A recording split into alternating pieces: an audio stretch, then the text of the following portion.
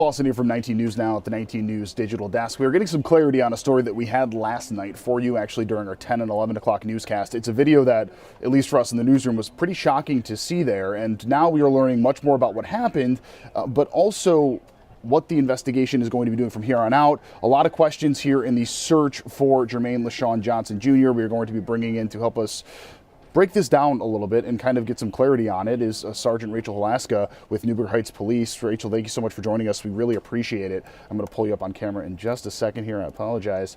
But this is, the video which we're going to show in a second here is pretty crazy there. There we go. Perfect. All right, now you can see there. Pretty crazy to see. You actually were on the call. Can you explain kind of what happened here and what people are looking at?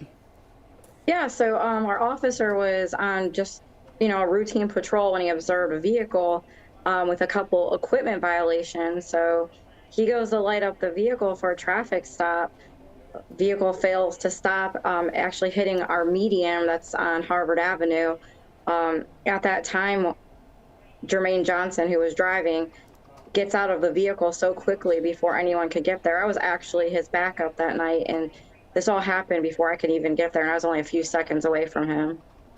Let's pull up this video now. This is the struggle that then takes place where Johnson throws the officer to the ground and then takes off here.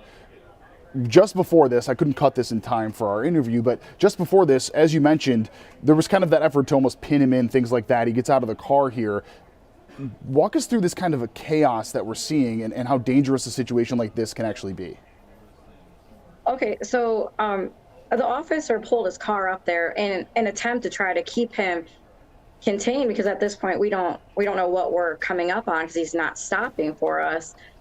Within just a matter of seconds, and I know that this video is only about 9 seconds long, Jermaine Johnson gets out of that vehicle.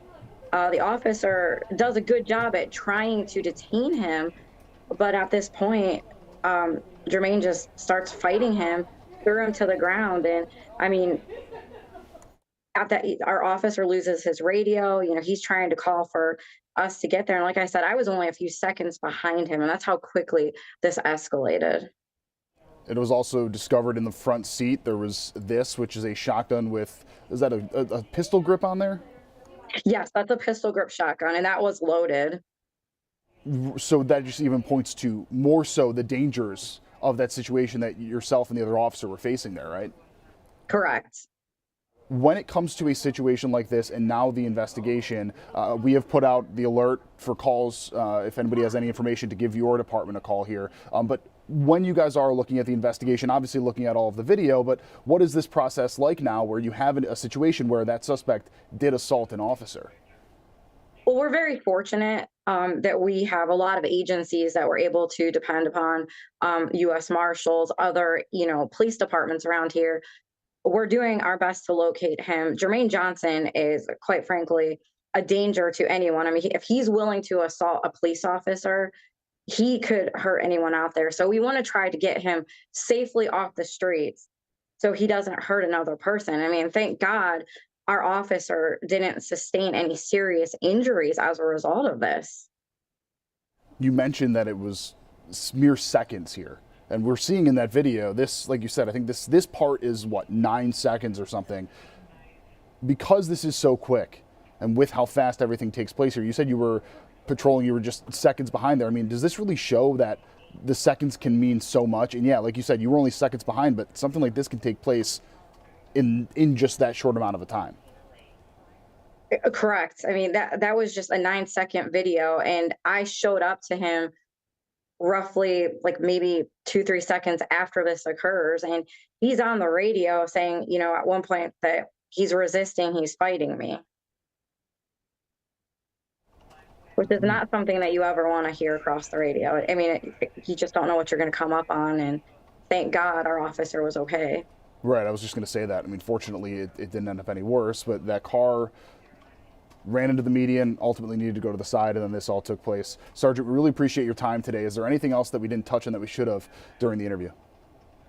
We're just asking if anyone has any information on where Jermaine Johnson is, that you please contact our department. We have this posted on our social media. I know it's been shared by several people, but we just ask that you contact us. Don't try to approach him. He is considered to be a dangerous individual. And I will pull up his mugshot, or his headshot here one more time there again. That is Jermaine LaShawn Johnson Jr. You heard Sergeant Alaska mention it. We are going to keep mentioning this as well during our newscast. Sergeant, thank you so much for your time today. We really appreciate it. Let's hope we get this guy off the street pretty soon. Thank you. Have a good day. You as well. And that'll wrap it up for our coverage here on all of our digital platforms. But of course, coming up 3 o'clock over on WOIO, 3.5 hours of nonstop news. We'll see you all there. For now, I'm Jeff Slauson with 19 News. Have a great day. Much more to come, both on air and online. 19 News, now streaming on Samsung Smart TV. Search for channel 1035.